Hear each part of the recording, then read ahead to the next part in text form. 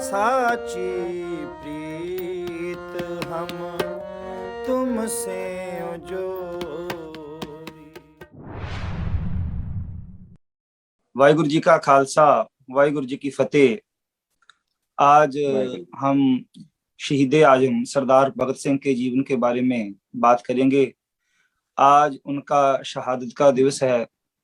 23 मार्च 1931 को उनको लाहौर की सेंट्रल जेल में उन्होंने फांसी का रस्सा चूम करके इस देश के लिए, इस देश की आजादी के लिए अपने प्राणों की आहुति दी थी, शहादत जाम पिया था। उन्हें शहीदे आजम का रुतबा दिया गया है।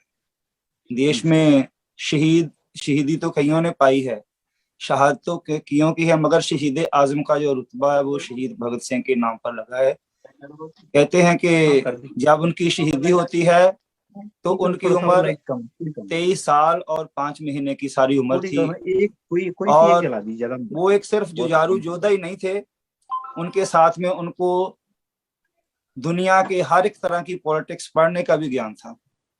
वो हर तरह की पॉलिटिक्स जानते थे। कहते हैं कि जब उनको फांसी पर ले जाया जाने वाला था, उसके 1 घंटे पहले उनके पास एक पुस्तक आई और उनको कहा गया कि अब आपका टाइम होने वाला है। उन्होंने कहा कि मेरे को पुस्तक का जो ये सारांश है जो मैंने शुरू की है, इसको पूरा कर लेने दिया जाए, फिर आप मेरे को फांसी चढ़ा देना।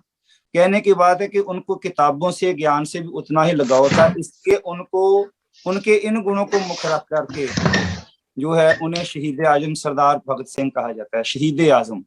हमारे साथ पैनल में भाई दिलबाग सिंह जी बलेर जुड़े हैं और इनके साथ साथ जो है मैडम ज्योति जी जुड़े हैं।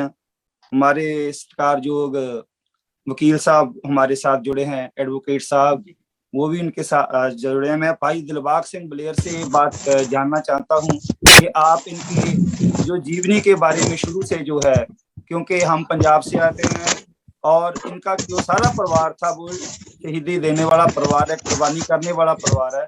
मैं भाई दिलबाग सिंह बलेर से बात करना चाहता हूँ कि आप इनके जीवन के बारे में जो है वो शुरुआत करें प्रोग्राम की। हाँ जी, आवाज आ रही है जी मेरी? हाँ जी, आ रही आवाज।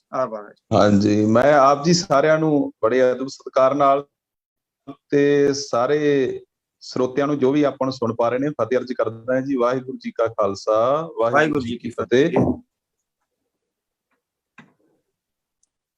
ਸਭ ਤੋਂ ਪਹਿਲਾਂ ਤਾਂ ਸ਼ਹੀਦ ਸਰਦਾਰ ਭਗਤ ਸਿੰਘ, ਰਾਜਗੁਰੂ ਤੇ ਸੁਖਦੇਵ ਇਹਨਾਂ ਯੋਧਿਆਂ ਦੀ ਸ਼ਹਾਦਤ ਨੂੰ ਆਪਾਂ ਬਹੁਤ ਵਾਰ ਪ੍ਰਣਾਮ ਕਰਦੇ ਹਾਂ ਤੇ ਸਾਡੀ ਹਮੇਸ਼ਾ ਸਦਾ ਹੀ ਇਹਨਾਂ ਯੋਧਿਆਂ ਦੀ ਕੁਰਬਾਨੀ ਤੇ ਸ਼ਹਾਦਤ ਨੂੰ ਸਜਦਾ ਹੈ ਤੇ ਪ੍ਰਣਾਮ। ਇਸ ਤੋਂ ਅੱਗੇ ਜਿਹੜੀ ਉਹਨਾਂ ਦੀ ਕੁਰਬਾਨੀ ਦੀ ਗੱਲ ਚੱਲਦੀ ਹੈ, ਜਿਹੜਾ ਇਹਨਾਂ ਦਾ ਪਰਿਵਾਰਕ ਪਿਛੋਕੜ ਹੈ, ਸਰਦਾਰ ਕਿਸ਼ਨ ਸਿੰਘ ਪਿਤਾ ਜੀ ਦਾ ਨਾਮ ਸੀ ਤੇ ਚਾਚਾ ਜੀ ਸਰਦਾਰ ਅਜੀਤ ਸਿੰਘ ਕਰਕੇ ਆਪਾਂ ਅਕਸਰ ਹੀ ਨਾਮ ਉਹਨਾਂ ਦਾ ਸਰਵਣ ਕਰਦੇ ਹਾਂ। ਪੀੜ੍ਹੀ ਦਰ ਪੀੜ੍ਹੀ ਤੋਂ ਪਰਿਵਾਰਕ ਮਾਹੌਲ ਜਿਹੜਾ ਸੀ ਉਹ ਆਜ਼ਾਦੀ ਘੁਲਾਟੀਆਂ ਦਾ ਪਰਿਵਾਰ ਸੀ ਤੇ ਬਚਪਨ ਤੋਂ ਹੀ ਸਰਦਾਰ ਭਗਤ ਸਿੰਘ ਜਿਹੜੇ ਸਨ ਉਹਨਾਂ ਨੂੰ ਇਹ ਮਾਹੌਲ ਸਾਰਾ ਮਿਲਿਆ ਹੋਇਆ ਸੀ ਕਿ ਕਿਵੇਂ ਹਕੂਮਤਾਂ ਦੇ ਨਾਲ ਜ਼ੁਲਮ ਦੇ ਨਾਲ ਜਿਹੜਾ ਵਾ ਉਹ ਮੁਕਾਬਲਾ ਕੀਤਾ ਜਾਂਦਾ ਵਾ। ਤੇ ਪਰਿਵਾਰ ਦੇ ਵਿੱਚ ਅਕਸਰ ਹੀ ਆਜ਼ਾਦੀ ਘੁਲਾਟੀ ਜਿਹੜੇ ਸੀ ਉਹਨਾਂ ਦਾ ਆਉਣ ਜਾਣ ਸੀ। ਗੁੜਤੀ ਜਿਹਨੂੰ ਆਪਣੇ ਕਿਹਾ ਜਾਂਦਾ ਹੈ ਨਾ ਸਿੱਖ ਵਿਰਸੇ ਦੇ ਵਿੱਚ, ਉਹ ਗੁੜਤੀ ਉਹਨਾਂ ਨੂੰ ਆਪਣੇ ਪਰਿਵਾਰ ਦੇ ਵਿੱਚੋਂ ਹੀ ਪ੍ਰਾਪਤ ਹੋਈ ਸੀ। ਤੇ ਸਭ ਤੋਂ ਵੱਡੀ ਗੱਲ ਹੈ ਕਿ ਜਿਹੜੀ ਇਹ ਸੋਚ ਹੈ, ਜਿਹੜੀ ਇਸ ਪਰਿਵਾਰ ਦੇ ਅੰਦਰ, ਖਾਨਦਾਨ ਦੇ ਅੰਦਰ ਸੋਚ ਚੱਲਦੀ ਸੀ ਨਾ, ਕੁਰਬਾਨੀ ਦੀ, ਹੱਕ ਸੱਚ ਦੇ ਵਾਸਤੇ ਲੜਨ ਦੀ ਸੋਚ, ਇਹ ਉਹਨਾਂ ਨੂੰ ਆਪਣੇ ਪਰਿਵਾਰ ਚੋਂ ਮਤਲਬ ਗੁਰਬਾਣੀ ਦੇ ਵਿੱਚੋਂ ਪ੍ਰਾਪਤ ਹੋਈ ਸੀ। ਕਿਉਂਕਿ ਤੁਸੀਂ ਜ਼ਿਆਦਾਤਰ ਜਦੋਂ ਵੀ ਪੰਜਾਬ ਦੇ ਕਿਸੇ ਵੀ ਸ਼ਹੀਦ ਦੀ ਗੱਲ ਚੱਲਦੀ ਹੈ, ਯੋਧੇ ਦੀ ਗੱਲ ਚੱਲਦੀ ਹੈ, ਸੂਰਮੇ ਦੀ ਗੱਲ ਚੱਲਦੀ ਹੈ, ਤਾਂ ਉਹਦੇ ਪਿੱਛੇ ਫਿਰ ਪ੍ਰੋਫੈਸਰ ਪੂਰਨ ਸਿੰਘ ਹੋਣਾ ਦੇ ਜਿਹੜੇ ਸ਼ਬਦ ਨੇ ਕਿ ਪੰਜਾਬ ਨਾ ਹਿੰਦੂ ਨਾ ਮੁਸਲਮਾਨ, ਪੰਜਾਬ ਜਿਉਂਦਾ ਗੁਰਾਂ ਦੇ ਨਾਮ। ਕਿਉਂਕਿ ਗੁਰੂ ਨਾਨਕ ਸਾਹਿਬ ਸੱਚੇ ਪਾਤਸ਼ਾਹ ਮਹਾਰਾਜ ਜੀ ਨੇ ਇੱਥੇ ਜਰਾ ਧਰਤੀ ਪੰਜਾਬ ਦੀ ਜਿਹੜੀ ਹੈ ਇਸ ਨੂੰ ਆਪਣੇ ਮੁਬਾਰਕ ਚਰਨਾਂ ਦੇ ਨਾਲ ਛੋਹਿਆ ਹੈ। ਸਾਰੀ ਧਰਤੀ ਨੂੰ ਛੋਹ ਪ੍ਰਾਪਤ ਹੈ ਗੁਰੂ ਨਾਨਕ ਸਾਹਿਬ ਮਹਾਰਾਜ ਜੀ ਦੇ ਚਰਨਾਂ ਦੀ ਤੇ ਸਿਧਾਂਤਾਂ ਦੀਆਂ ਲੋਰੀਆਂ ਨੇ। ਕਿਉਂਕਿ ਜਿਹੜੀ ਕਰਤਾਰਪੁਰ ਦੀ ਜੂਹ ਦੇ ਵਿੱਚੋਂ ਗੁਰੂ ਨਾਨਕ ਸਾਹਿਬ ਜੀ ਨੇ ਜਿਹੜੀ ਹੱਕ ਸੱਚ ਦੀ ਆਵਾਜ਼ ਉਠਾਈ ਹੈ, ਉਹ ਸਾਡਿਆਂ ਇਹਨਾਂ ਖਾਨਦਾਨ ਪਰਿਵਾਰਾਂ ਦੇ ਅੰਦਰ ਉਸ ਦੀਆਂ ਲੋਰੀਆਂ ਗੁਰਬਾਣੀ ਦੇ ਸਿਧਾਂਤਾਂ ਦੀਆਂ ਸਨ। ਸੋ ਇਹ ਗੁੜਤੀ ਮੇਰੇ ਕਹਿਣ ਤੋਂ ਭਾਵ ਜਿਹੜੀ ਹੈ ਕਿ ਉਹ ਪੀੜ੍ਹੀ ਦਰ ਪੀੜ੍ਹੀ ਜਿਹੜੀ ਸੀ ਉਹ ਪਰਿਵਾਰ ਦੇ ਵਿੱਚ ਉਹਨਾਂ ਨੂੰ ਸਰਦਾਰ ਭਗਤ ਸਿੰਘ ਉਹਨਾਂ ਨੂੰ ਪ੍ਰਾਪਤ ਹੋਈ ਸੀ। ਤੇ ਮਾਹੌਲ ਹੁੰਦਾ ਹੈ, ਜਿਵੇਂ ਆਪਾਂ ਅਕਸਰ ਹੀ ਹੁਣ ਆ ਪਿੱਛੇ ਜੇ ਲਾਕਡਾਊਨ ਦਾ ਸਮਾਂ ਰਿਹਾ, ਇਹ ਸਾਰਾ ਆਪਾਂ ਨੂੰ ਪਤਾ ਹੈ, ਤੇ ਹੁਣ ਵੀ ਆ ਸਾਡੇ ਇੱਥੇ ਪੰਜਾਬ ਇੰਡੀਆ ਦੇ ਵਿੱਚ ਵੀ ਇਸ ਤਰ੍ਹਾਂ ਦਾ ਕਰੀਬ ਮਾਹੌਲ ਬਣਦਾ ਜਾ ਰਿਹਾ। ਫਿਰ ਹੋ ਸਕਦਾ ਦੁਬਾਰਾ ਵੀ ਲਾਕਡਾਊਨ ਸਰਕਾਰ ਲਾ ਦੇ। ਸੋ ਮੈਂ ਗੱਲ ਇਹ ਕਹਿਣ ਲੱਗਾ ਸੀ ਉਦਾਹਰਨ ਵਜੋਂ ਕਿ ਆਪਾਂ ਲਾਕਡਾਊਨ ਦੀ ਗੱਲ ਨਹੀਂ ਕਰ ਰਹੇ, ਆਪਾਂ ਸ਼ਹਾਦਤ ਦੀ ਗੱਲ, ਭਗਤ ਸਿੰਘ ਦੇ ਜੀਵਨ ਦੀ ਗੱਲ ਕਰ ਰਹੇ, ਪਿਛੋਕੜ ਦੀ। ਮਤਲਬ ਕਿ ਬੱਚੇ ਜਿਹੜੇ ਨੇ, ਬੱਚੇ ਹੁਣ ਘਰਾਂ 'ਚ ਨਹੀਂ ਪੜ੍ਹ ਪਾਉਂਦੇ, ਮਾਪੇ ਇਸ ਗੱਲੋਂ ਦੁਖੀ ਨੇ ਕਿਉਂਕਿ ਬੱਚਿਆਂ ਨੂੰ ਸਕੂਲ ਦੇ ਵਿੱਚ। मैं मेघराज सिंह जी बात काटना चाहता हूँ आपकी मैं। हाँ जी हाँ जी हाँ जी, बुरा लगेगा आपको? हेलो, ये हाँ जी, अपना ये प्रोग्राम पूरा देश देख रहा है। जी जी जी।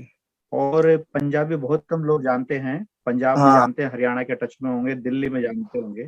हेलो, आप इसको हिंदी में बोलें तो बहुत लोग सुनना चाहते हैं। थोड़ा हिंदी हमारे जो मीडिया के करेंगे तो बढ़िया रहेगा, क्योंकि हमारे जो श्रोता जाना है ना वो ज्यादा हिंदी वाले हैं, और कोशिश करें कि हिंदी में यदि बात हो थोड़ी बहुत तो फिर वो समझ सकते हैं, हमारी बात सबके पास पहुंचे, है नहीं? मैं इसलिए बोल रहा हूँ, एक मशहूर चैनल के एक एडिटर यहाँ बैठे हुए हैं, वो बोल रहे हैं कि आप उनसे बोलिए कि हिंदी में बोलें तो सब लोग सुने और सब लोग जाने इस बात को। बहुत अच्छी बात बोल रहे हैं, लेकिन वो एक भाषा के लिमिटेशन में रहने की वजह से अपना संदेश लोगों तक नहीं पहुंच पाता। हाँ, थोड़ी दिलबाग सिंह जी कोशिश करें कि हिंदी में। मैं कोशिश करूंगा, माफी चाहता हूं, मैं कोशिश करांगा। हिंदी में टूटी-फूटी बोलिए, आप तो बोलिए। मैं ये बता रहा था कि शहीद सरदार भगत सिंह थे, जो उनको जो माहौल मिला था, अच्छे गुण जो संस्कार मिले थे, उनको अपने परिवार से मिले थे। जैसे मैं एक उदाहरण बता रहा था कि बच्चे जो लॉकडाउन में घर में रहते हैं, वो स्कूल एक माहौल उनको देता था, स्कूल में जो पढ़ाई करते थे वो अपने घर में नहीं कर सकते। यही वजह थी कि जो एक कुर्बानी वाले महान योधे सरदार भगत सिंह होए ने ते इन्हां दे साथी जिहड़े शहीद होए ने, इन्हां नूं जिन्ना भी माहौल मिला था वो अपने परिवार में मिला था। संस्कार अपने पिता के, दादा के, उनके पिता सरदार किशन सिंह, उनके चाचा सरदार अजीत सिंह, तो अक्सर ही उनके परिवार में ये सिलसिला कुर्बानियां का चलता था। जो उस वेले सरकार थी, आप सभी जानते हैं, वो अंग्रेज सरकार थी। ते जो अंग्रेज सरकार थी इंडिया में, हिंदुस्तान में, वो बहुत जुल्म करती थी, धक्का करती थी, कुचलती थी, लोगों के हक दबाती थी। जैसे अब आप मोदी सरकार देख रहे हैं, लोगों के हक जो है उनको दबा रही है, खो रही है, छीन रही है। ऐसे ही जो अंग्रेज सरकार थी वो भी कर रही थी। एक बड़ी बहुत आराम मैं कहना चाहता हूं कि सरदार अजीत सिंह, उन्होंने 1909 में, सरदार अजीत सिंह जो सरदार भगत सिंह के चाचा थे, उन्होंने 1909 में एक बहुत बड़ा आंदोलन किया था, जैसा आंदोलन आज चल रहा है, तो वो भी किसानी के हक में, किसानी को बचाने के लिए। सो आप सहजे अंदाजा ऐसे लगा सकते हैं को सरदार भगत सिंह का जड़ा बचपन था वो ऐसे परिवार में वो पले थे, बड़े हुए थे। तो छोटी उम्र में ताई, जैसे सरदार मनदीप सिंह ने बताया कि छोटी जी उम्र में ही उन्होंने इतनी बड़ी कुर्बानी दे दी, इससे करके कि उनको उम्र भावें शरीर छोटा था, कुछ वर्ष के थे, पर उनकी जी सोच जो थी ना उसकी, उनकी जी सोच थी वो ऐसे माहौल में बहुत बड़ी होती थी। भाई दिलबाग सिंह जी बहुत धन्यवाद। हम आपसे विचार जो है वो आगे भी जारी रखेंगे। मेरे को एक शहीद भगत सिंह की कहानी याद आ गई और मैं उसको 1 मिनट में लेके मैं एडवोकेट साहब से उनके जीवन के बारे में जानना चाहूंगा कि जब उनके पिता खेती कर रहे थे तो कहते हैं कि वो गेहूं बीज रहे थे और उन्होंने देखा भगत सिंह ने कि उनसे पूछा कि ये जो आप जो दाना डाल रहे हैं खेत में वो उगेगा? वो कहते हैं ये कितने ही दाने लेकर के उगेगा। और दूसरों दिन उन्होंने लक्कड़ की जो बंदूकें बना के वो जमीन में जो है वो गाड़नी शुरू कर दी। और पिता ने पूछा कि ये आप क्या कर रहे हो? कहते जैसे आप कल गेहूं बीज रहे थे, मैं ये बंदूकें बीज रहा हूँ, ये भी एक बंदूक से कितनी बंदूकें जो बन जाएंगी, फिर ये अंग्रेज सरकार को जो हम पर जुल्म करती है उनको मारने के काम आएंगी। कहने का भाव है कि बचपन में ही ऐसी स्पिरिट, जैसे भाई दिलबाग सिंह जी ने बताया उनके जीवन की थी, वो बंदूकों को दम्बूके कहते थे, दम्बूके, क्योंकि छोटे बच्चे जैसे बोलते हैं थतला के बोलते हैं, जैसे उन्होंने कहा कि मैं दम्बूके बीज रहा हूँ, ये गोरों के लिए है जो हम हमारे लोगों पर जुल्म करते हैं। कहने का मतलब यही है कि उनको परिवार में ही ऐसा माहौल मिला, चाचा अजीत सिंह, उनके पिता सरदार किशन सिंह से जो है वो ऐसा माहौल मिला। मैं एडवोकेट साहब से जो है वो अब आना चाहता हूँ कि आप अपनी बात जो है सरदार भगत सिंह जी पर अपनी बात जो रखने के जो चेष्टा करें। एक सेकेंड शरद जी।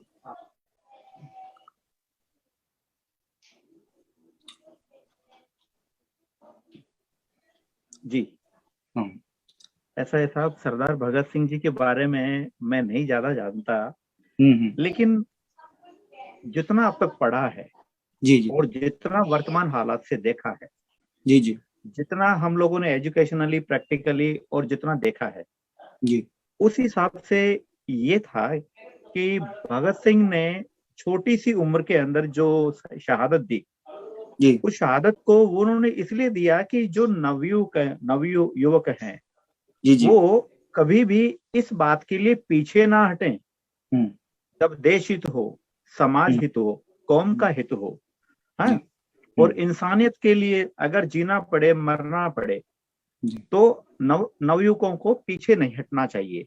उन्होंने अपनी शहादत, अपनी फांसी और अपना मरना खुद ने तय किया था कि वो खुद मर के देश के लाखों नौजवानों को जिंदा कर जाए, उनके जमीर को जिंदा कर जाए। तो एक भगत सिंह खत्म हुआ, हर घर में भगत सिंह बनने को तैयार हो गए, हर माएं इस बात के लिए तैयार हो गई कि हमारे घर में भी भगत सिंह हो, है? तो भगत सिंह जी का ये जो बंदूक बोने का या दंबूक बोने का जो प्रेरणादायी जो संस्मरण है, जिसे हम कहते हैं रिमेंबरशिप है, ये रिमेंबरशिप इसीलिए लोगों के लिए है। और जो अब तक हमने किताबों में पढ़ा है वो भगत सिंह के लिए बहुत कम लिखा गया है। भगत सिंह का बहुत बड़ा इतिहास इन किताबों में छुपा दिया गया। कुछ लोगों ने, कुछ स्वार्थी लोगों ने सिर्फ अपने आप को हाईलाइट किया। ये देश उस गरीब, उस किसान और उस भगत सिंह जैसे माँ बाप या उनके माँ बाप जैसे लोगों की वजह से आजाद हुआ है, न कि उन लोगों की वजह से जो अंग्रेजों से माफी मांगते थे, जो उनके तलवे चाटते थे, जो उनकी नौकरी करते थे, उनके वजह से आजाद नहीं हुआ साहब। ये हमारी शहादत की वजह से आजाद हुआ है। हमारे परिवार, हमारे बुजुर्गों के, हमारे जो शहादत हुई और जो हमारे साथी लोगों ने शहादत दी, उन लोगों की वजह से आजाद हुआ है। इन दलालों की वजह से आजाद नहीं हुआ सर। इनको हाईलाइट ज्यादा किया जा रहा है कि इनको देशभक्त बनाया जाना शुरू कर दिया है। जैसे सावरकर को या दूसरे बंदों को, शुरू में उसने जेल जब काटी तो जो तकलीफ वो सह ना सका तो उसने माफी लिखनी शुरू कर दी। ऐसी बात होती रही है। जो ये आरएसएस का बहुत बड़ा संस्थापक कहता है, उसको देशभक्त बनाने की कोशिश की जा रही है कुछ लोगों के द्वारा, जो आज मौजूदा, और जो हमारे जिन्होंने अपने परिवारों के परिवार जो है देश पर कुर्बान कर दिए, उनको देशभक्त भी कहा नहीं गया है। शहीद भगत सिंह को अभी तक मेरी नॉलेज के मुताबिक पार्लियामेंट में जो है वो देशभक्त का अभी तक दर्जा नहीं दिया गया। उनको एक उग्रवादी का दर्जा दिया गया है वहां पर भी। ये बातें इतनी खराब है हमारे लिए कि हमारी कौम के लिए, हमारे देश के लिए कि 70 साल आजादी को हो गए और शहीद आजम सरदार भगत सिंह को जो है वो अभी तक पूर्ण रूप पर जो कॉन्स्टिट्यूशन के हिसाब से भी देशभक्त का जो है दर्जा नहीं दिया गया। इतनी बुरी हालत है, जिसने सबसे ज्यादा देश के में जब एक विचारधारा की जब बात आती है कि कह देते हैं कि अहिंसा परमो धर्मा की बात करते हैं या दूसरी बातें करते हैं।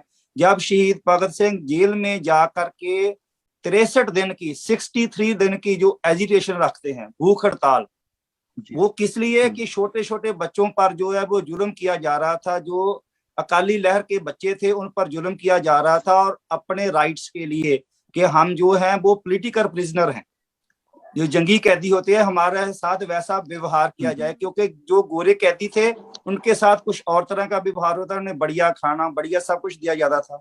जो इंडियन प्रिजनर थे, जो हमारे कैदी थे, जो देशभक्त थे, उनको जो है बहुत बुरी तरीके से खाना दिया जाता था, उनको कपड़े नहीं दिए जाते थे। और इसके अलावा जो है भगत सिंह और उनके साथियों ने जेल में जाकर के भी एजिटेशन की थी बहुत बड़ी। और क्योंकि एजिटेशन का ये हम इतनी बात ही हाईलाइट करते हैं कि उसने अंग्रेज को मार दिया गोली से, मगर उसके पीछे के फिलॉसफी जो है, उसके पीछे जो दिमाग है, उसको उसका जीवन का जो जो योगदान है वो बहुत बड़ा है। मैं अब मैडम ज्योति जी के पास आना चाहता हूँ कि शहीद भगत सिंह के प्रथाई जीवन के प्रथाई में यदि आप कुछ जानते हैं या उनको शहादत के श्रद्धा के फूल भेंटा करना चाहते हैं, मैं उनसे बात करना चाहता हूँ। मैडम ज्योति जी। जी बिल्कुल जी। सबसे पहले तो मैं ये कहना चाहती हूँ, वो थे इसीलिए हम आज हैं। शहादत की कभी न बुझने वाली मशाल, महान देशभक्त, स्वतंत्र सेनानी, अमर शहीद सरदार भगत सिंह जी के शहादत दिवस पर उनके सभी हम सब उनके उनका जो शहादत हुआ है, जो किया है, उनको हम शत नमन करते हैं। सबसे पहले तो जिसे आपने कहा कि वो उन्होंने जो काम किया उसको हाईलाइट गलत तरीके से किया गया है, और ये तो सच बात है, क्योंकि उनका जो शहीद वो हुए थे, वो शहीद हमने बोला है, वो लोग तो उन्हें कुछ और ही बोलते हैं।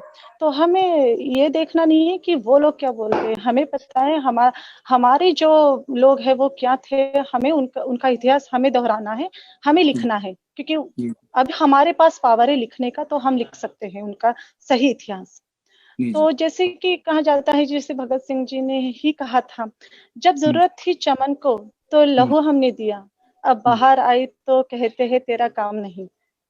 ये जो तो अंग्रेजों ने भगत सिंह और उनके साथियों को फांसी दे दी, लेकिन वे लोग उनके विचारों को खत्म नहीं कर पाए। लेकिन आज उनके विचारों को हम में से ही कुछ लोग खत्म करने की कोशिश कर रहे हैं, और ये वो बिल्कुल कर ही रहे हैं। और हम लोग क्या कर रहे हैं, आज इस टीवी चैनल पर हम लोग इस बात का चर्चा कर रहे हैं, इसके ऊपर हम क्या कर रहे हैं, ये भी हमें सोचने की जरूरत है ना।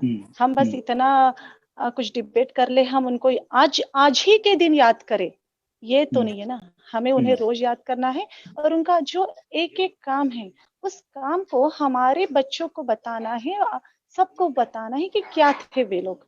तभी हम उनको जो आज नमन कर रहे हैं, उसका सच में उनको जो जाएगा डेडिकेशन, वो सच में जाएगा। ये कोई मतलब नहीं कि आज के दिन करना है, आज के दिन नहीं करना है, हमें ये हर रोज का काम है। सरदार भगत सिंह जो थे, उनका जो काम है वो कुछ बहुत बड़ा काम थे, वो कुछ इतना छोटा तो काम नहीं था, है ना। वो तो सरदार भगत सिंह की शहादत से न केवल अपने देश के स्वतंत्रता संघर्ष की गति मिली, बल्कि नवयुवकों को एक प्रेरणा मिली कि हमें हमारे हक अधिकार के लिए हम कैसे लड़ सके। हमारा हक है, उस पर हमारा ही हक है, उसके लिए हमें हक लड़ना है। वो हमें मिलने वाला नहीं है, हमें वो छीनना है। हमें वो प्रेरणा उनसे मिली है, क्योंकि मांगने से कुछ नहीं मिलता है, बिल्कुल उससे हमें छीनना है। मांगने से तो भीख भी नहीं मिलेगी, तो तुम्हें आजादी मिलेगी मांगने से। मांगने से मिलता तो आज तो सब कुछ इजीली मिल ही जाता ना। हाँ जी। मांगने से अब धरना प्रदर्शन चल रहे हैं आज के दौर में, जहाँ जो भी कुछ चल रहा है, गवर्नमेंट पर कितना कसर हो रहा है इस बात का, कितना कसर हो रहा है इन बातों का। इससे ही अंदाजा लगाया जा सकता है कि हम भगत सिंह के जीवन के बारे में यदि जाने, और उन्होंने जो करा, जो जैसा भी करा, एक विचारधारा थी, एक गांधी की विचारधारा आती है, एक भगत सिंह के रूप में विचारधारा थी, वहां पर कंट्रास्ट आता है।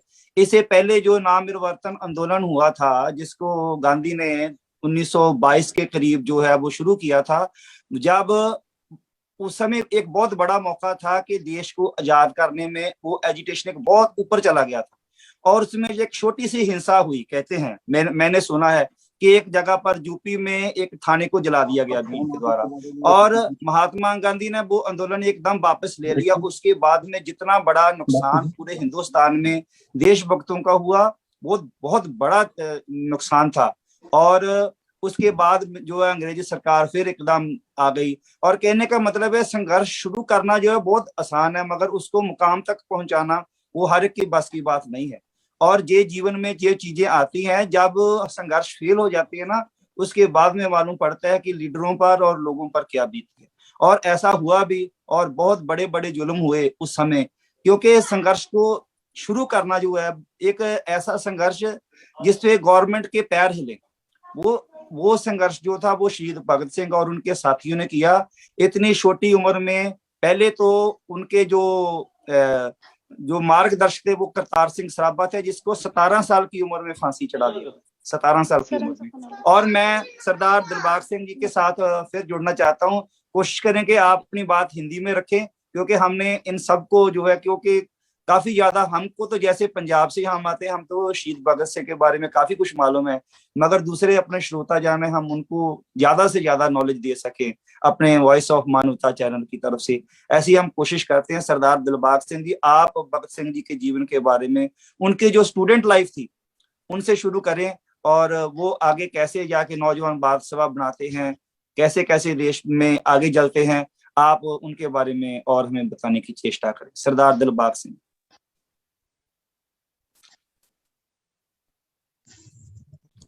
मेरे ख्याल से आवाज पहुंची है दिलबाग सिंह जी आप जी के पास?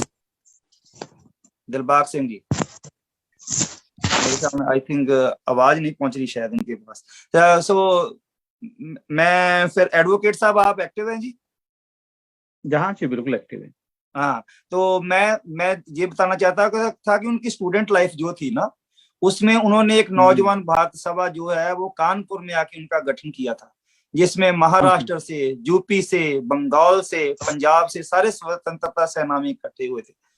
यहाँ पर उनका मेल चंद्रशेखर आजाद से भी होता है, महाराष्ट्र से आए राजगुरु से भी होता है, और पंजाब से सुखदेव जिनको हम कहते हैं वो पंजाब से ही थे, उनके साथ होता है। बंगाल से लोग जुड़ते हैं उनके साथ, और इनका मेल होता है। आप इनके बारे में, स्टूडेंट लाइफ के बारे में और आगे जो संघर्ष चलता है, आप यदि इसके बारे में कुछ जानते हैं, क्योंकि आगे जाके ये संघर्ष जो है, क्योंकि ये हथियारों का संघर्ष शुरू हो जाता है। भगत सिंह ने इनकी शुरुआत की थी नौजवान भारत सभा बना के।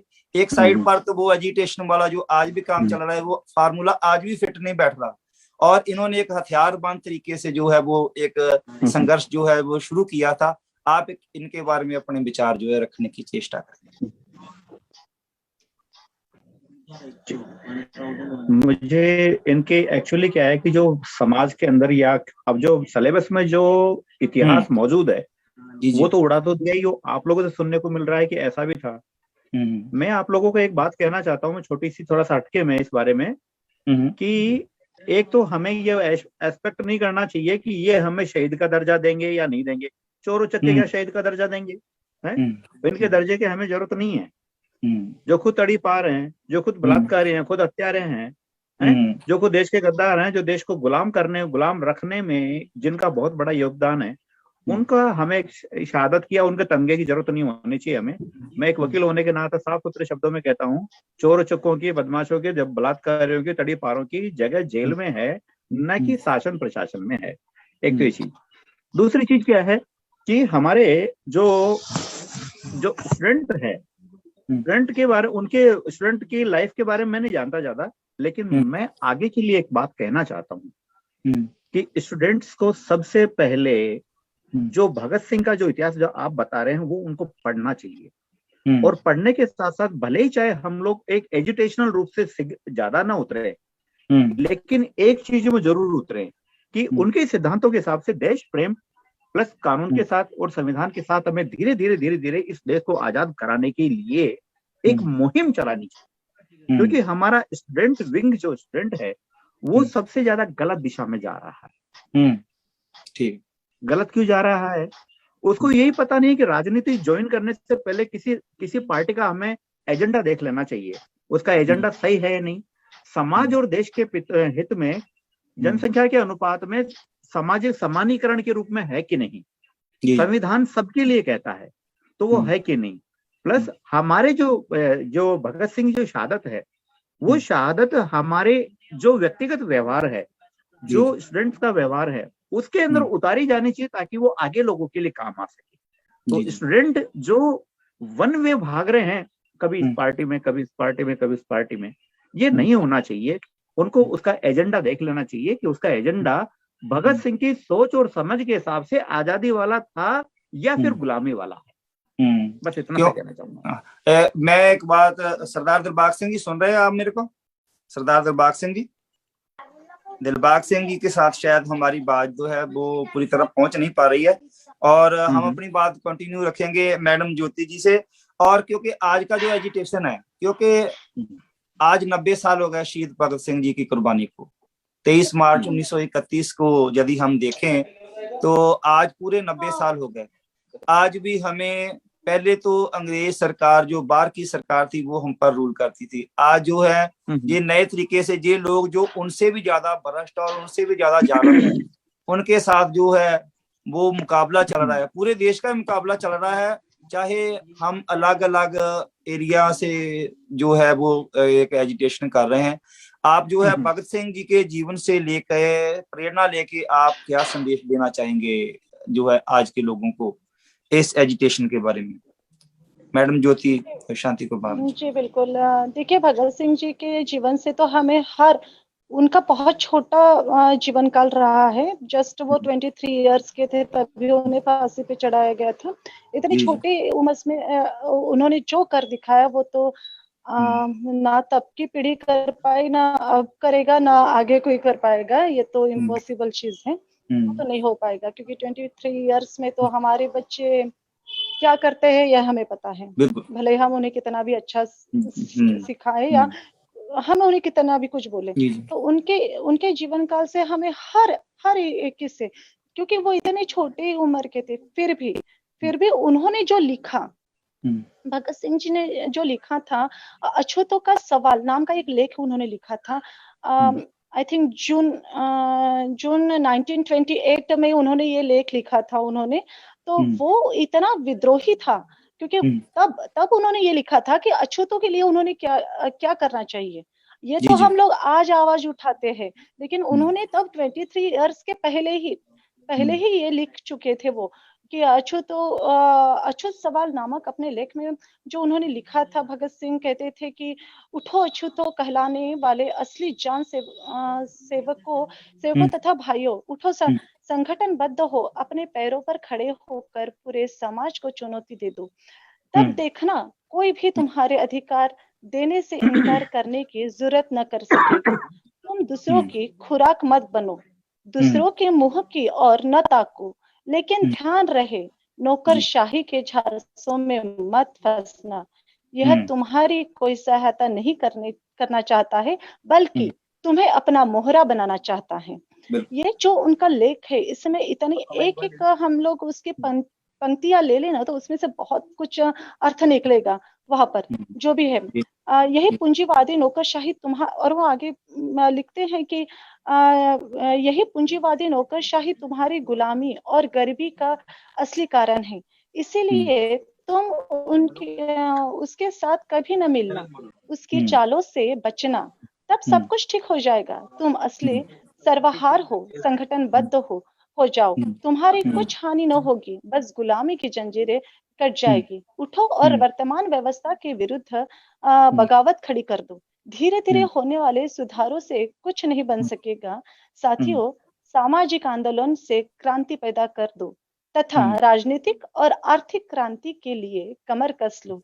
तुम ही हो देश के मुख्य आधार हो, वास्तविक शक्ति हो। सोए हुए शेरों उठो, बगावत खड़ी कर दो। ये जो इतने साफ शब्दों में उन्होंने जो लिखा है, ये सच में इतना हम लोगों को प्रेरणादायी है कि आज के बच्चों ने, आज के युवाओं ने यदि इन सब बातों को मान लिया तो वो सच में हम लोग क्या करते हैं, हम जस्ट एक पढ़ना है, हमें एक नौकरी लेना है और हमारा परिवार चलाना है, लेकिन हम कर क्या रहे हैं?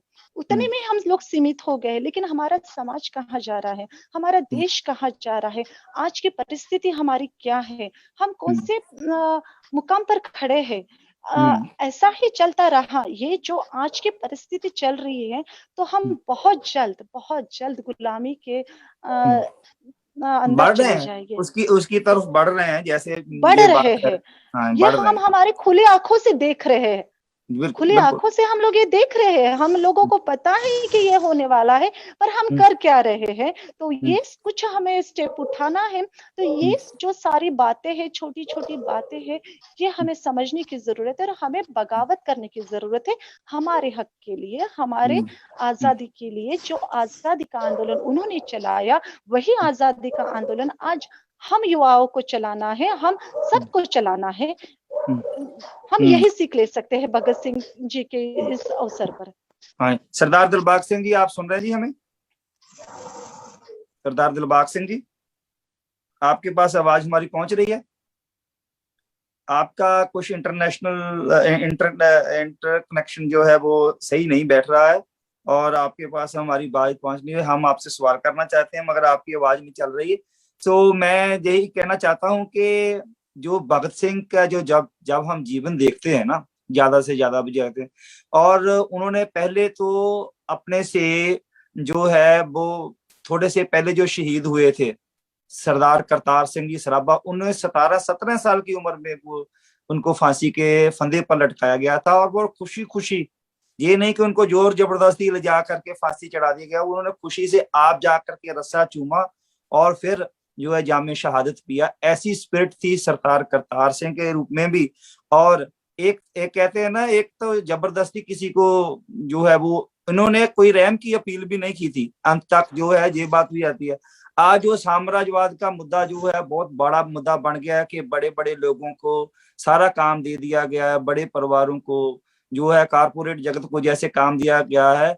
भगत सिंह की जो विचारधारा थी इनके बिल्कुल खिलाफ थी साम्राज्यवाद के, क्योंकि पहले अंग्रेज ये चीज करते थे। अब जो 70 साल बाद ये जो पार्टी अब आई है, इसने भी वही चीजें करनी शुरू कर दी हैं जो आज से 90 साल पहले जो साम्राज्यवाद के खिलाफ जो है भगत सिंह और उनके साथियों ने जो बिगल बजाया था कि जो है पैसा और राजनीतिक सत्ता कुछ लोगों तक सीमित न रह जाए, उनको हर एक देश के हर एक नागरिक को मानने का हक था, हक है और रहना चाहिए, हक मिलना चाहिए। इसलिए जो है जो एक आजादी का मतलब ये नहीं है कि सिर्फ गोरों को भगा दिया और ये आजादी मिल गई।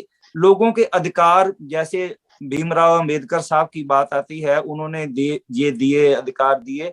इनकी जो पृष्ठभूमि तैयार की वो शहीद भगत सिंह की कुर्बानी ने तैयार की। मेरा ये कहना है, सरदार दिलबाग सिंह जी से हमारी यदि बात हो पाए तो हम आगे बात करना चाहेंगे कि उनके जीवन के बारे में जो नौजवान भारत सभा उन्होंने बनाई, जिसमें हर एक प्रांत के लोग जो है वो शामिल हुए इस एजिटेशन में, जो हथियारबंद बाद में बन गई और उसके बाद में अंग्रेजों की जड़ें हिला के रख दी उन्होंने। और सरदार दिलबाग सिंह जी यदि हमारी बात सुन पाए तो। हाँ जी, मैं सबसे पहले तो माफी चाहता हूँ आप सभी मेंबर्स से, और जो भी श्रोता सुन रहे हैं। मेरी बहुत बड़ी प्रॉब्लम है यहाँ नेटवर्क की। मैं बहुत कोशिश कर रहा था बार बार, सॉरी, इस बात की माफी चाहता हूँ। मैं सुन भी नहीं पा रहा आपको, ये भी अफसोस है हमें। खैर, आगे बात करते हैं। शहीद सरदार भगत सिंह जो उनके साथी थे, वो जेड़े उनके जो उनके लाइफ में गुण थे, जो उनकी जीवनी में गुण थे, वो मतलब के साहित्य पढ़ते थे, रुचि रखते थे। साहित्य जैसे जो पंजाब का साहित्य है उसमें गुरुओं की बहादुरी का जिक्र है, गुरबाणी जो है उनके सिद्धांत हैं। वो जो सोच थी सरदार भगत सिंह की सोच थी, वो तभी बहादुरी वाली थी, निडर सोच थी।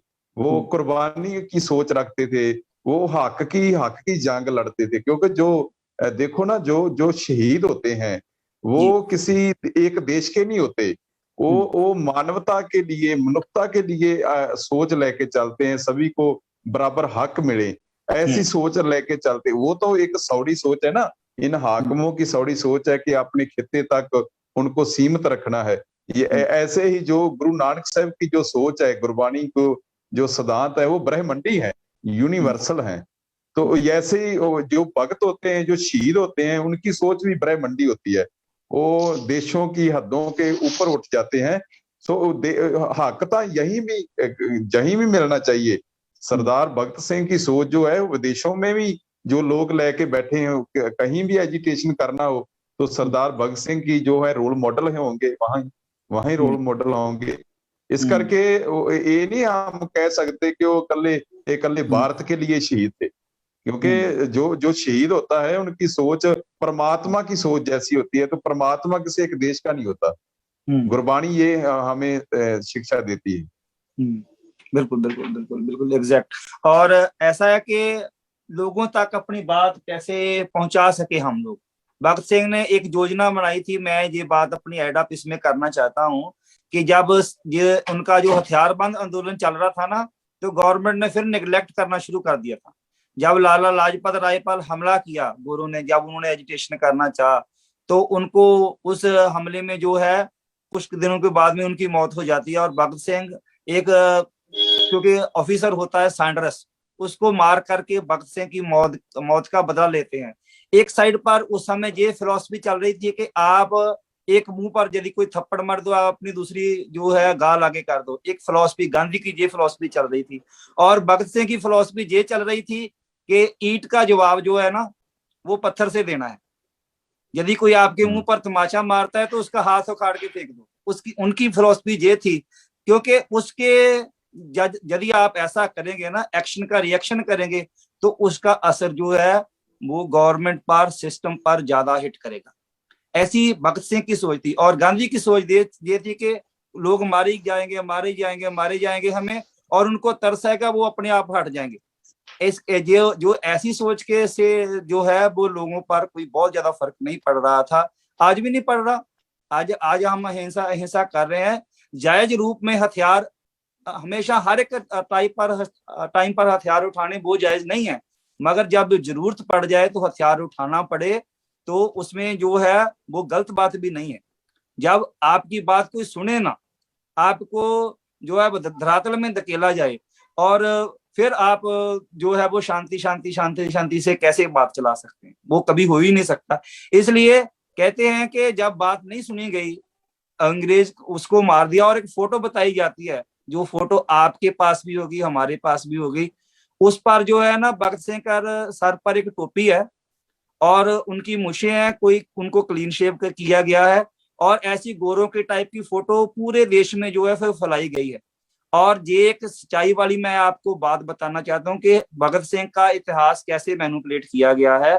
जब उस गोरे सैंडर्स को भगत सिंह और उसके साथियों ने मार दिया, गोली मार दी, और उसके बाद में क्योंकि भगत सिंह के सर पर पगड़ी थी, बाकी तो सारे जो थे वो मोने थे, उनके सर पर केस नहीं थे।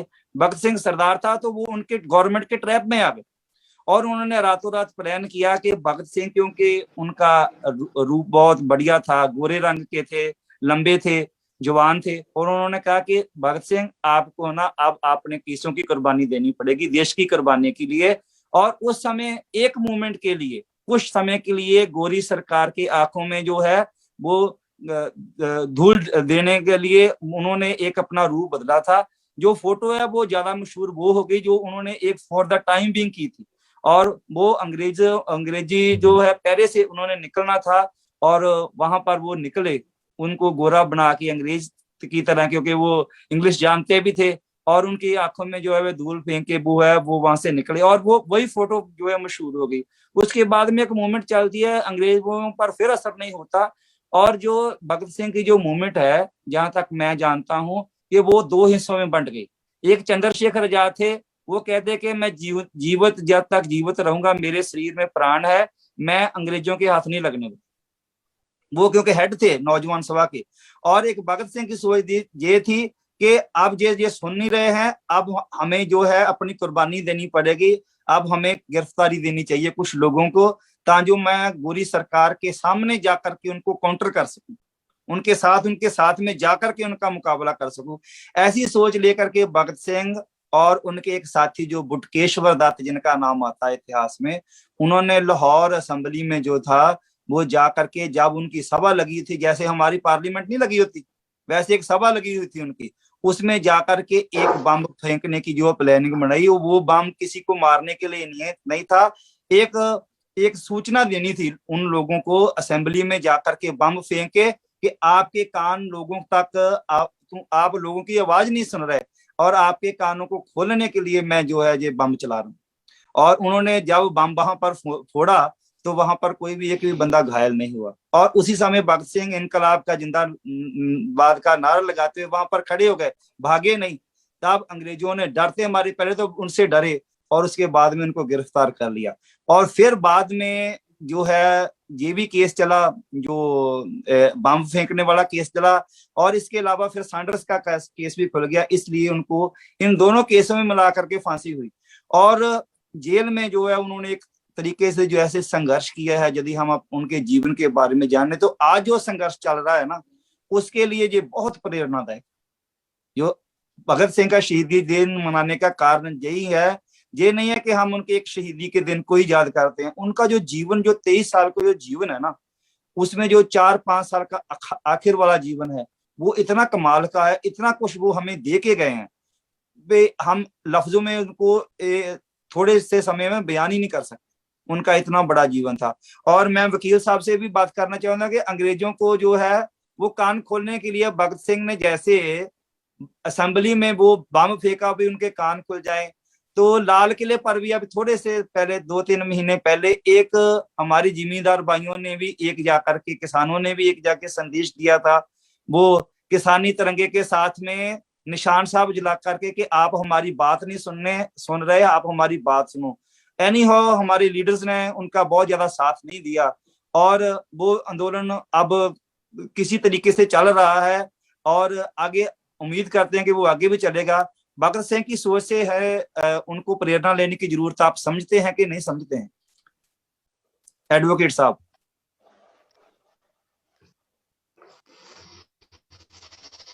एडवोकेट साहब, आप हमारी बात सुन रहे हैं? जी हाँ, बिल्कुल। हाँ, तो मैं बता रहा हूँ कि भगत सिंह ने जैसे असेंबली में बम फेंका और उनसे कोई वहां पर कोई हताहत नहीं हुआ, बोले कानों को वो सुनाने के लिए था कि ये बहरे लोग हैं, इनको जो है वो जगाया जाए। ऐसी कुछ ना कुछ एक सख्त प्रोग्राम इस समय भी गवर्नमेंट को देने की जरूरत आप समझते हैं कि नहीं समझते, यदि हम आज का आंदोलन देखें? देखिए, बिल्कुल बिल्कुल समझते हैं, क्योंकि अगर गवर्नमेंट को नहीं सुनाएंगे, गवर्नमेंट को नहीं समझाएंगे तो ये नहीं सुनने वाली। एक्चुअली हमारे ही लोगों में से कुछ लोग जो भगत सिंह की सोच के हैं, उन बेचारों को ये पता नहीं कि भगत सिंह की तरह हम भी ठगे जाएंगे, है ना। इसीलिए उनको कईयों को बेवजह जेलों में डाल दिया जाता है।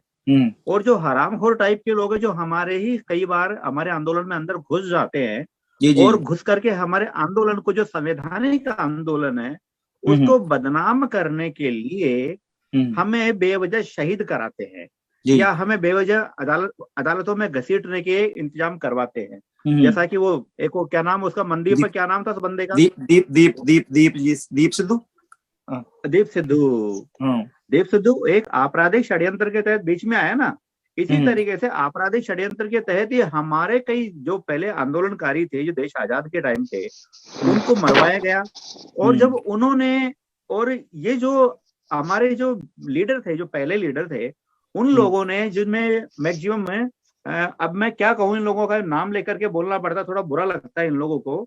दरअसल इन लोगों ने हमारे लोगों को, जो किसान है, गरीब है, SC है, ST है, OBC है और माइनॉरिटी के, सीधे सीधे वर्ड में कह रहा हूँ, इन बंदों को जो आंदोलन में उतरे, उनको कैसे न कैसे उनके कंधे पे बंदूक रख के छोड़ी, मरवाया उनको, या फिर वो शहीद हो गए। लेकिन एंड टाइम पे बाद में जाकर के उन्होंने उसका श्रेय खुद को ले लिया। ऐसे गीत लिखे गए, दे दी हमें आजादी बिना खड़ग बिना ढाल, साबरमती के संत तूने कर दिया कमाल। तो भगत सिंह की आजादी गई खड्डे में, है ना। वही तो मैनिपुलेशन हो रही है, आजादी गई खड्डे में, मैनिपुलेशन खड्डे में। और हमारे जो बंदे, किसानों के बंदे थे, जो वहां लेकर के हथियार ले लेके भागे, फ्रंट लाइन पे लड़े, वो मरे, उन सब की आजादी गई खड्डे में। और हमारी ही लाशों के ऊपर बैठ के ये राजनीति करके और रसगुल्ले खाते हैं ये लोग। तो ऐसे लोगों से हमें बचना है, ऐसे लोगों से हमें बचना है। और जो हमारे, जो सरकार को मैसेज देने का है, हम सब लोगों को ये समझना चाहिए कि सरकार को संवैधानिक रूप से चेताने का मैसेज देना है, क्योंकि हम सबके हक और हक मारे जा रहे हैं। हमारे लोग अलग अलग संगठन बना करके जो जाते हैं, अलग अलग संगठनों को प्रमोट करते हैं। कोई जातिगत संगठन बनाता है, कोई एससी का संगठन बना लेता है, कोई एसटी का बनाता है, कोई ओबीसी का बना लेता है, कोई एससी एसटी ओबीसी को मिला के बना लेता है, माइनॉरिटी को छोड़ देता है, कोई माइनॉरिटी वाले माइनॉरिटी से है, ये अलग है।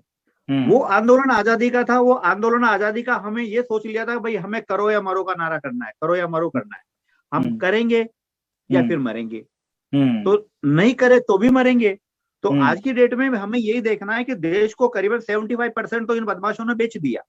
अगर नहीं बचाया अभी तो ये बदमाश तो इतना माल खा गए कि भाग जाएंगे विदेश, और हमारे हाथ में सिर्फ और सिर्फ ये देश कटोरे के रूप में रह जाएगा। इस कटोरे को कब तक भरोगे? तो हमें इस मैसेज देना जरूरी हो गया अब, ये है जी। क्योंकि ऐसी बात है कि जब मैसेज देना जो है वो उस समय एक संदेश था, लाल किले से भी जो दिया गया था वो एक संदेश था, और गवर्नमेंट सुन सके हमारी बात, वो एक संघर्ष का एक पीक पॉइंट था। सरदार दिलबाग सिंह जी हमारे साथ फिर जुड़े हैं, और एक और विचारधारा जुड़ती है भगत सिंह के नाम पर कि वो एक सोशलिस्ट थे, वो समाजवादी परंपराओं को मानते थे, वो परमात्मा को नहीं मानते थे। अंत में उनके इतिहास के बारे में मैनिपुलेट किया गया, यानी कि आप भी जानते हैं कि उनकी जो अंत में मुलाकात भाई रणधीर सिंह से होती है, और वो सिखी सिद्धांतों पर उन्हें पहरा देने की बात करते हैं, उनको प्रेरणा देते हैं, और उनके सर पर जब फांसी भी जब दी गई, उनको उनके सर पर पगड़ी थी, पूरे बाल थे। जो अमृतसर में म्यूजियम में उनका जो आखिरी समय के दर्शन की जो फोटो है उसमें भी वो पूरे साफ सूरत हैं और सिखी परंपराओं को मानने वाले हैं। और आप ऐसे कह सकते हैं कि वो, क्योंकि प्रभाव तो हम कबूलते हैं हर एक आदमी का, और कि वो पूरी तरह कॉमरेड पक्षी थे, ऐसा आप मानते हैं कि ऐसा होगा?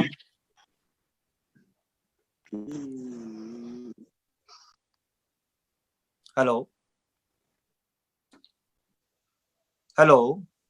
मेरे साथ, हाँ जी, मैं बोल रहा था कि उनको एक विचारधारा से जोड़ा जाता है लेफ्ट विंग से, जैसे आज राइट विंग वालों का जो जोर चल रहा है, जैसे उनका राज है, और उनको पूरी तरह प्योरली लेफ्ट विंग से जोड़ने की बात की जाती है कि वो खबे पक्षी थे, है नहीं, वो कामरेड या कम्युनिस्ट विचारधारा वाले लोग थे। वकील साहब, ये एक बहुत बड़ी बात हो रही है अब कि इतिहास में मैनिपुलेट किया जाता था, क्योंकि वो तो सब में कॉमन थे। वो ना लेफ्ट विंग से उनकी विचारधारा मिलती थी, ना राइट विंग से मिलती थी। जैसे आज राइट विंग वालों का जोर है कि वो साम्राज्यवाद फिर एक रूप में वो उसको बढ़ावा देने की बात कर रहे हैं, और जो है वो क्योंकि सबके लिए समान अधिकार चाहते थे। सरदार दिलबाग सिंह जी फिर शायद हमसे जुड़ने की कोशिश कर रहे हैं, मगर कहने की बात यह है कि वो ना तो लेफ्ट विंग के थे ना राइट विंग के थे, क्योंकि आप तो संविधान की भी नॉलेज रखते हैं, पार्टियों की नॉलेज रखते हैं, और मैं क्योंकि हिस्ट्री को मैनिपुलेट बहुत बुरी तरीके से, भगत सिंह की हिस्ट्री को भी मैनिपुलेट किया गया था कि वो परमात्मा को मानने वाले नहीं थे। अंत में जो है मैं बात करना चाहता हूं कि वो उस ग्रुप में आप कैसा देखते हैं उनको? देखिए, मैं ये नहीं, उनका बारे में ज्यादा मैं नहीं जानता, लेकिन मैं ये जरूर जानता हूँ कि जो संवैधानिक आंदोलन था, जो देश के आजादी का आंदोलन था, मैं आपको बता रहा हूँ कि परमात्मा को मानना या नहीं मानना, ये कई बहुत सारा ऐसा इतिहास है जो उनका मैनिपुलेट किया गया। वो इतिहास मैंने नहीं पढ़ा, लेकिन एक इतिहास मैंने जरूर पढ़ा है कि शहीद भगत सिंह ने लास्ट में ये समझ लिया था कि जो अंबेडकर आंदोलन कर रहे हैं, जो उन लोगों के लिए जो पिछड़े हैं, जो अभावग्रस्त हैं, जो अछूत हैं, और वो बाकायदा आंदोलन में भाग भी ले रहे हैं, उनके घर में शहादत भी हो रही है, उनके घर में धन अभाव भी है, और बहुत सारे साधन उनके घरों में नहीं है, वो गरीबी के दिन भी, मुफलिसी के दिन भी काट रहे हैं, और जो अंबेडकर जो आंदोलन चला रहे थे उनके हक और हित के लिए, उसको अंत में शहीद भगत सिंह समझ गए थे। इसीलिए उन्होंने एक बात कही थी कि मैंने आंदोलन तो किया, आंदोलन तो मैंने समझ किया देश आजाद होने के लिए, लेकिन उनके दिमाग में अंत में ये बात जरूर आई कि जिन लोगों के साथ मैंने आंदोलन किया, या जिन लोगों को ये समझ रहा था कि आंदोलनकारी है, ये लोग सिर्फ और सिर्फ हमारी लाशों पर राज करने वाले हैं, और हमारी लाशों पर ये राजनीति खेलने वाले लोग हैं। इसीलिए अंत में जाकर के उन्होंने अंबेडकर के उसको जो सामाजिक आंदोलन था उसको सपोर्ट करना शुरू कर दिया था। बिल्कुल बिल्कुल किया। बहुत सारा इतिहास नहीं होगा आपके पास, लेकिन कुछ इतिहास ऐसा भी है कि उन्होंने अंबेडकर के उस आंदोलन को सपोर्ट करना शुरू कर दिया था जिसमें पिछड़ों की और माइनॉरिटी का जो बहुत सारा हक और अधिकार जो दब रहा था, जो मिल नहीं रहा था उनको, तो वो इनको बाकायदा प्रतिनिधित्व के रूप में मिलना चाहिए। इसीलिए उन्होंने असेंबली के अंदर बोला था, कई बार लास्ट में असेंबली में बोला था उन्होंने, डॉक्टर अंबेडकर ने बोला था, जब भगत सिंह की जब ये हालात देखे ना, उसी आधार पर डॉक्टर अंबेडकर ने बोला था कि हमें हमारी जनसंख्या के अनुपात में जो सबऑर्डिनेशन चाहिए, उस सबऑर्डिनेशन में कई लोगों ने बोला कि ये रिजर्वेशन की बात कर रहे हैं, तो वो बार बार ये कह रहे थे रिप्रेजेंटेशन वर्ड यूज कर रहे थे। Doctor Ambedkar representation word use कर रहे थे। उस टाइम पर बहुत सारे लोगों ने उस रिप्रेजेंटेशन वर्ड को समझा ही नहीं, जबकि उन्होंने करीबन 100 बार उस रिप्रेजेंटेशन वर्ड को बाकायदा जब संविधान बन रहा था तब समझाया था। तो भगत सिंह ने जो फील किया वो अंबेडकर ने फील किया, और जब भगत सिंह खत्म हुए तब तब अंबेडकर समझ गए कि भगत सिंह जैसे और कई बच्चे हमारे खत्म हो सकते हैं, जिनके खत्म होने की शहादत की कीमत, जो हमारे देश की जो खुली हवा है, जो हमें आजादी है, जो हर तरह की शिक्षा की, रोजगार की, सुरक्षा की, सबकी आजादी है, वो आजादी हमें इन लोगों के, जो उस टाइम पर जो जैसे गांधी जैसे लोग थे, उन लोगों से आजादी नहीं मिलने वाली थी। ये दरअसल खुद अपनी आजादी के लिए लड़ रहे थे, लेकिन ये आजादी चाहते थे सिर्फ और सिर्फ इस आधार पे कि हमें आजादी मिले, लेकिन SC ST OBC और माइनॉरिटी को आजादी ना मिले। बस इस आधार पे चाहिए थी इनको आजादी। मैं एक बात वकील साहब ऐड करना चाहता हूँ कि इनकी जब कांग्रेस क्योंकि कांग्रेस जो है, इंडियन नेशनल कांग्रेस, ये गोरों की उपजा, आपको भी मालूम है। इन्होंने शुरू में जब इनके अधिवेशन होते हैं तो वे सीधी आजादी की मांग नहीं करते जी, सीधी आज वो कहते हैं कि हम लोगों को प्रतिनिधित्व दे दो, ऊपर से रूल आप करो, हमारी रिप्रेजेंटेशन बढ़ा दो। 1930 में इन्होंने स्वराज की घोषणा की है, उसमें भी डोमिनियल स्टेट रखना चाहे, जैसे आज ऑस्ट्रेलिया है, न्यूजीलैंड है, कि वहां पर रानी का आधा राज है, क्योंकि गवर्नेंस तो वही लोग देते हैं, मगर उनके सर पर जो है वो रानी पर बैठी हुई है, जैसे हमारे राष्ट्रपति होते हैं। और अंत तक भी जो है कांग्रेस वालों ने, इन लोगों ने डोमिनियल स्टेट की ही मांग की है। इन्होंने पूर्ण राजनीति की मांग नहीं की, क्योंकि इनको मालूम था कि यदि हम पूर्ण आजादी की मांग करेंगे तो ये जो हमारे जो जिनको हम मशहूद कहते हैं वो आगे आ जाएंगे। इनको पहले इनकी शरारत का इनको इनका पहले मालूम था। और भगत सिंह की जो बात थी वो साम्राज्य के बाद के खिलाफ थे कि गरीबों को भी उतनी ही जो है अधिकार मिलने चाहिए, जिनको ये अछूत कहते हैं उनको भी उतने ही अधिकार मिलने चाहिए जितने बड़े लोगों को मिलने चाहिए। और ये कुर्बानी एक बहुत बड़ी कुर्बानी है जी। और ऐसे है कि उनके साथ उनके साथी जो रहे हैं वो हर एक प्रांत के थे, हर एक मजहब के थे, हर एक देश के थे, हर एक कौम के थे। ये कुर्बानी अकेली जो है वो एक कौम ने थोड़ा दी है। ठीक है कि पंजाब वाले जो हमारे लोग थे, ये जुझारू थे, इनके पास एक ना जो ब्लड में होता है ना, हमारे ब्लड में बगावत है। हम जो मौजूदा कोई भी आज बीजेपी बैठी हुई है, हमारे दिमाग में यही है कि हम ये जो सामने बैठा है ना, ये हमारे लिए अच्छा नहीं है, हम बगावत करें। अब ये एजिटेशन शुरू हुआ पंजाब से शुरू हुआ, इंदिरा गांधी के खिलाफ जब एजिटेशन शुरू हुआ था तभी पंजाब से ही शुरू हुआ था। जो मेन कुर्बानी थी वो वहां से, क्योंकि ये एक ब्लड में ही है कि कुर्बानी दे के आंदोलन की स्पीड को बढ़ाना। कोई भी एजिटेशन चलता है उसमें जब स्पीड की जरूरत होती है तो हम पर कुर्बानी की जरूरत होती है। तो कुर्बानी देने में जो है हमारे लोग आगे आते हैं। 85% से ऊपर कुर्बानियां जो है, मगर कदर करने की बात है। कदर आपको भी मालूम है कि ये कितनी करते हैं, और हम इनसे अपेक्षा भी नहीं करते कि ये हमारी कदर करे, क्योंकि ये इतने के लायक ही नहीं है।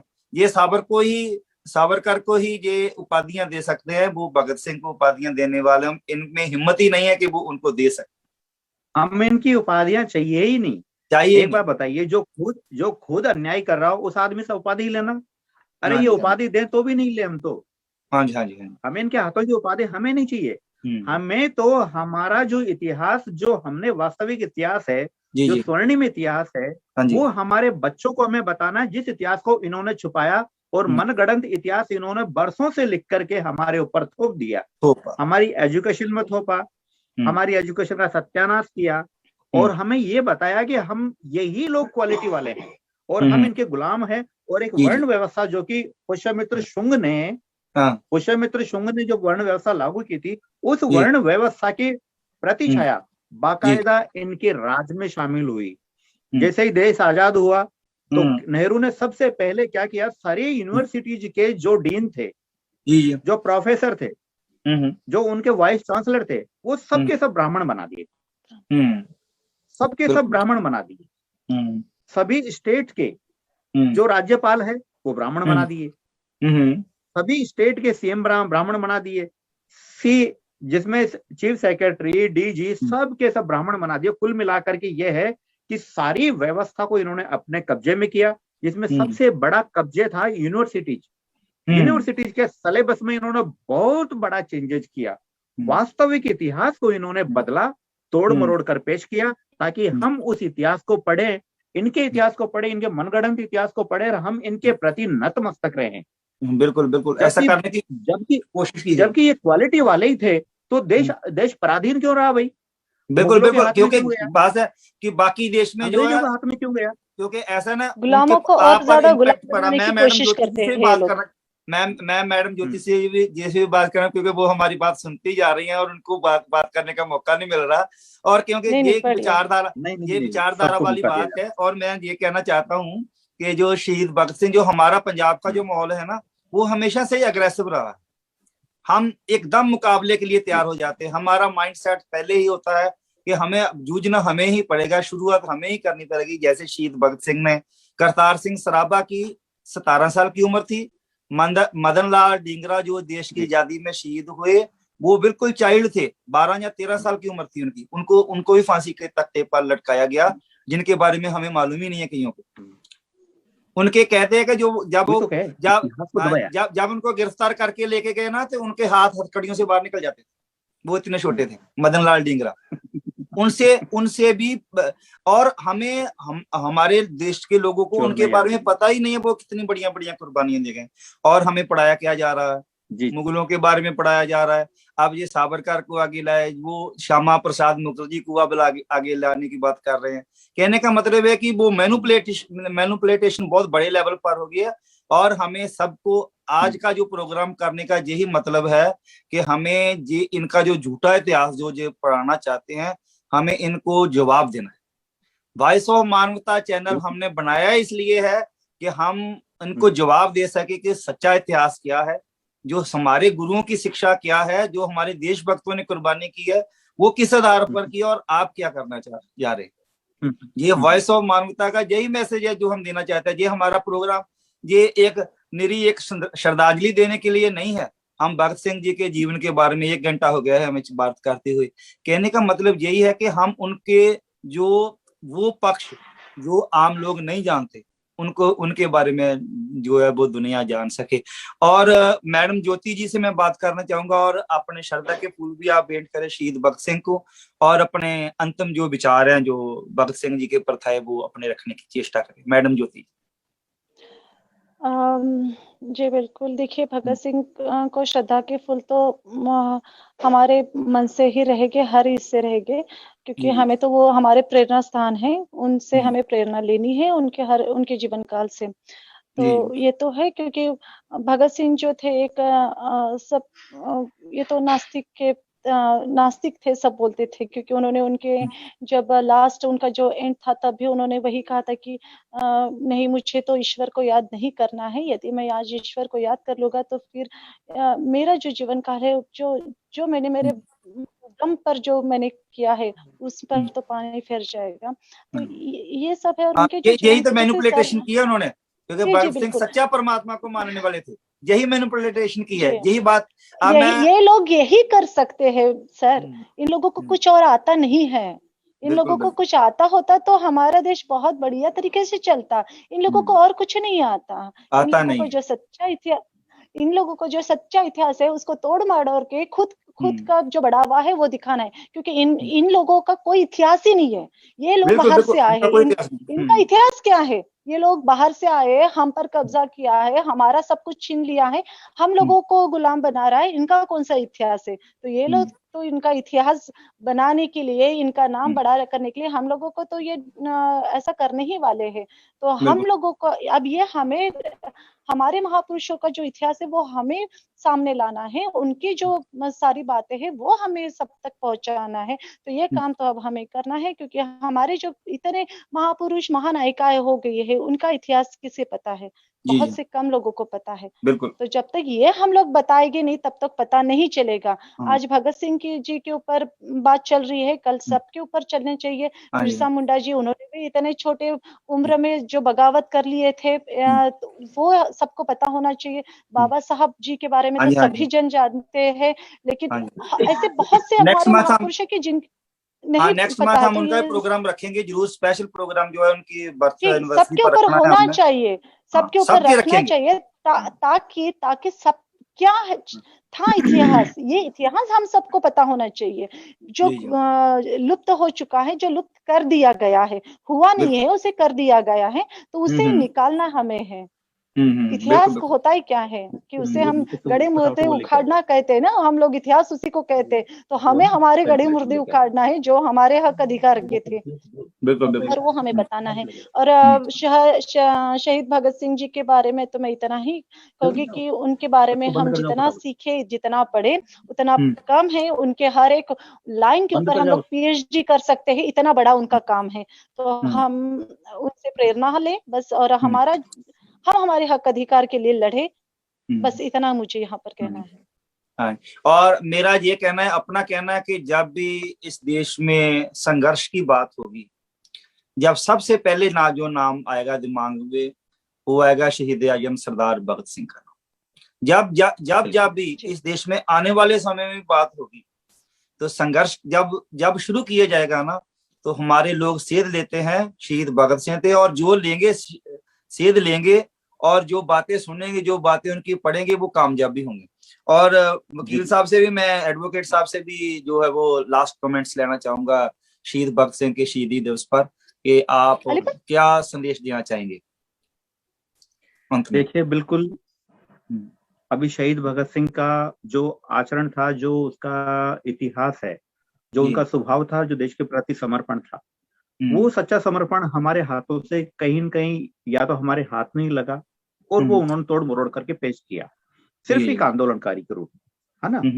जबकि वो एक सामाजिक कार्यकर्ता भी थे, और सामाजिक क्रांति करने वाले व्यक्ति भी थे। वो समाज के प्रति भी सोचते थे, समाज में समानता के प्रति सोचते थे, और उसी सोच के तहत उन्होंने देश को आजाद कराने के लिए अपनी आहुति दी, अपने आप को शहीद करवाया, उसी के लिए करवाया, और एक विजन था, उसको गायब किया, एक विजन था। तो अब मैं आपको एक संदेश मेरी तरफ से देना चाहता हूं कि हमारे जितने भी महापुरुष हुए हैं, उन सभी महापुरुषों की एक महाजयंती मनाई जा रही है अब की बार।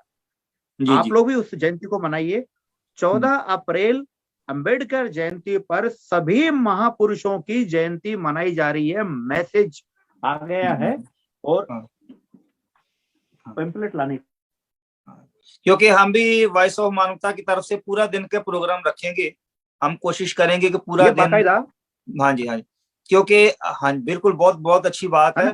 हाँ जी, पूरे दिन भर, पूरे दिन हम भी कोशिश करेंगे कि दिन रात उस दिन 14 अप्रैल को जो है वो पूरे का पूरा दिन जो है बाबा साहब अम्बेडकर साहब जी के जन्म को और जीवन के बारे में विचार कर सके। जैसे आज भगत सिंह जी के बारे में बात की है, और उनके बारे में भी ऐसे पूरे दिन पूरा प्रोग्राम चले। उस दिन सभी महापुरुषों की रखी जाएगी। 14 अप्रैल को एक ऐसी महाजयंती मनाई जा रही है, बाबा साहब की जयंती तो है ही है, हमारे सभी महापुरुषों की जयंती है। उस दिन सभी महापुरुषों के विचार और महापुरुषों का परिचय लोगों को दिया जाएगा, और जो सामाजिक आंदोलन में जो उनका योगदान है, उस योगदान का उस टाइम पर वर्णन किया जाएगा। इसीलिए मैं कह रहा हूँ 14 अप्रैल को एक महाजयंती मनाई जाएगी सभी महापुरुषों की। क्योंकि उस दिन मैं एक और ऐड अप कर दूं, उस दिन बैसाखी खालसा पंथ का भी त्योहार है, और वो भी हम साथ में मनाएंगे। और वो बहुत बड़ा, अगर परमात्मा ने कृपा की ना, तो वो एक बहुत बड़ा प्रोग्राम होगा हमारी तरफ से, वॉइस ऑफ मानवता की तरफ से, कि आप आने वाले समय में भी लोग याद रखेंगे कि हमने ऐसा प्रोग्राम जो है वो मनाया था, क्योंकि खालसा पंथ का भी दिन होगा और बाबा अम्बेडकर साहब का भी दिन होगा। और शहीद भगत सिंह के बारे में जो है हमने बहुत अच्छी से बात की है, और आपका भी मैं धन्यवाद करता हूँ मैडम ज्योति जी और एडवोकेट साहब, आपका भी धन्यवाद करता हूँ। एक तो मौत वो है वो जबरदस्ती आती है, और ये मौत है शहीद की, जो मौत है वो कौम की हयात है। कौम तो हयात है, वो मौत भी हयात है, क्योंकि उन्होंने एक जो है इतनी बड़ी कुर्बानी दी है कि वो आने वाली पीढ़ियों तक जो ये कुर्बानी जो है हमेशा याद रखी जाएगी। और मेरी तरफ से आप दोनों का भी बहुत शुक्रिया मैं अदा करता हूँ। जो श्रोता हमारे साथ जुड़े हुए हैं उनका भी हम बहुत ज्यादा शुक्रिया अदा करते हैं। आस करते हैं कि आने वाले समय में भी हम ऐसे बड़े प्रोग्राम करेंगे, और शहीद भगत सिंह और बाकी स्वतंत्रता सेनानी, हम उनको भी वॉइस ऑफ मानवता की तरफ से ज्यादा जो है वो लोगों के साथ उनकी जो नॉलेज शेयर कर सके, ऐसे हम प्रोग्राम करते रहेंगे। आपका बहुत बहुत धन्यवाद, शुक्रिया है। हमारे डॉक्टर अपने ऑनर डायरेक्टर मेघराज सिंह जी, उनकी तरफ से भी और हमारी तरफ से भी बहुत शुक्रिया है। आप कुछ कहना चाहते हैं? हाँ, मैं ये कहना चाहता था कि बहुत लंबे समय से हम वॉइस ऑफ मानवता पर सिर्फ हम लोग पंजाबी में बातचीत करते आ रहे हैं। तो पंजाबी में आप लोगों के बहुत सारे ऐसे मैसेज थे, बहुत अच्छे मैसेज थे, वो कई हमारे सर के ऊपर से निकल गए। तो मैं कहता हूं कि हिंदी में आप उसको बहुत ज्यादा से ज्यादा उसको प्रसारित करें, ताकि वो जो सच्चा इतिहास जो आप बोलना चाहते हैं, जो अच्छा मैसेज है समाज के लिए, वो मैसेज लोगों तक जाए। इसीलिए जहां तक हो सके थोड़ा पंजाबी को हम कोशिश तो करते हैं, क्योंकि ऐसे जैसे आपकी हिंदी बहुत बढ़िया है ना, हमारी पंजाबी बहुत बढ़िया है, और हम हिंदी बोलने में बहुत कमजोर है, मगर फिर भी हमारी कोशिश नहीं। अजी सरदारों की तो हिंदी भी टूटी फूटी बहुत अच्छी लगती है जी, पंजाबी से ज्यादा बढ़िया लगती है। आप बोलिए तो सही, हम तो सब समझ हिंदी हो ताकि सबके पास वो मैसेज जाए। हाँ जी, हमारी कोशिश यही है। अब मैं बोलना शुरू कर दिया हूँ और मेरा कुछ ना कुछ तो आपको समझ आ ही रहा है। ऐसे मेरी भी कोशिश होती है, और मेरे साथी भी जितने, क्योंकि जितनी मेरी टीम आगे बनेगी उनसे भी हम यही बात करेंगे कि आप थोड़ी प्रैक्टिस करें और हमारे प्रोग्राम की शोभा बनाए। आप दोनों का बहुत बहुत धन्यवाद, और सबका धन्यवाद, और ऐसे ही जुड़ते रहिए वॉइस ऑफ मानवता से। और हम सभी जो है वो प्रेरणा लें अपने इन महान पुरुषों से, उनकी कुर्बानी से, और अपने जीवन को बढ़िया और मंगलमयी जीवन बनाएं। बहुत बहुत धन्यवाद। Thank you very much. Waheguru ji का खालसा, वाहिगुरु जी की फतेह। वाहिगुरु जी की फतेह।